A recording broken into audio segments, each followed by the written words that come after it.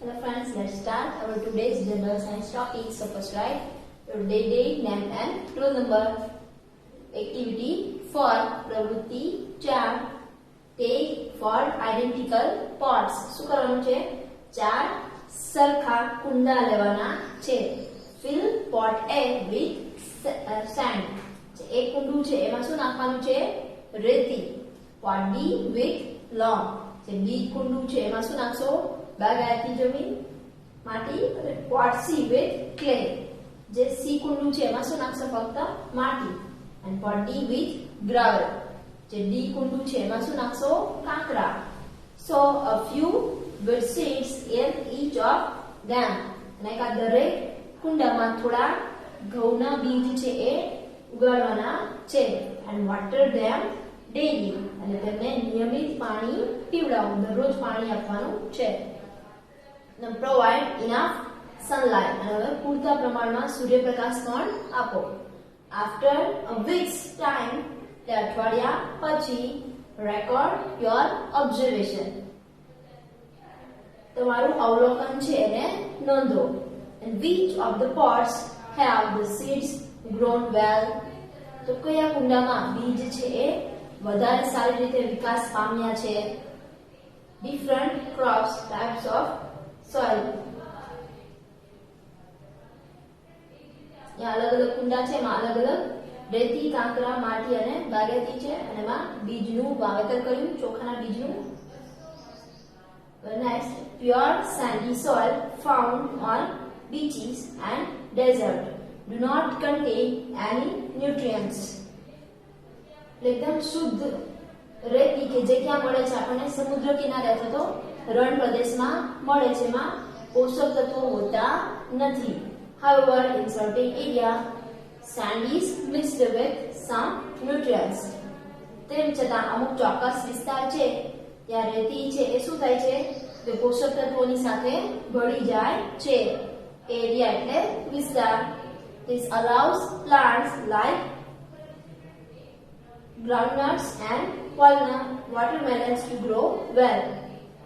અને આમાં વનસ્પતિ જેવા કે મગફળી અને watermelon તરબૂચ છે એ સારા એવા વિકાસ પામે છે. but these plants do not require much nutrients and water. પણ આવા છોડ છે એને વધારે પડતા પોષક તત્વો કે પાણીની જરૂર પડતી નથી. sand being granular, the water quickly percolates through it.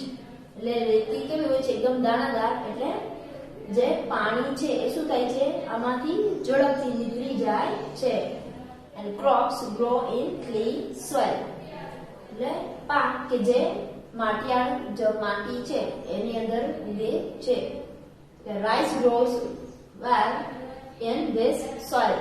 એટલે કે ડાંગરનો જે છોડ છે એ આ જમીનમાં સારો એવો વિકાસ પામે છે. rice saplings need standing water till they grow to a height of 6 inches. તે રાઈસનો જે છોડ છે એને શું જોઈએ? કે 6 ઇંચ સુધી વિકાસ ન પામે ત્યાં સુધી એને સતત પાણીની જરૂર પડે છે. They are then transplanted to another field. અને પછી તેઓને બીજા ખેતરની અંદર એક ખેતરમાંથી કાઢીને બીજામાં નાખવામાં આવે છે. and clay soil retains plenty of water. જે ક્લે માટીયાળ જે છે જમીન એમાં પુષ્કળ પ્રમાણમાં પાણી છે એ જળવાઈ રહે છે. it is thus ideal for growing rice. તેથી તે રાઈસના છોડ માટે એના વિકાસ માટે શ્રેષ્ઠ સારું છે.